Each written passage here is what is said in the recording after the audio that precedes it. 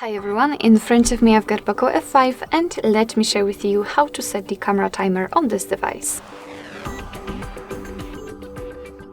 First of all, let's open the camera app, and since we are in the standard photo mode, we can take a look at this option bar. We have to unroll it so just tap on the three bars icon in the right upper corner. The second bar here is connected with a timer. We've got 4 different options, so the off, 3, 5 and 10 seconds delay. If you want to set the timer, nothing easier, just tap on the option like to use. I will pick 10 seconds. As you can see right now it is highlighted in this yellowish color, so after getting back you can see that from now on your device, of course after tapping on the shutter button, your device will count down from 10, 3 or 5 depending on which option you've chosen, and after that time it will simply take a photo. Of course you can change it to other options, or you can simply turn it off just by tapping on this clock icon.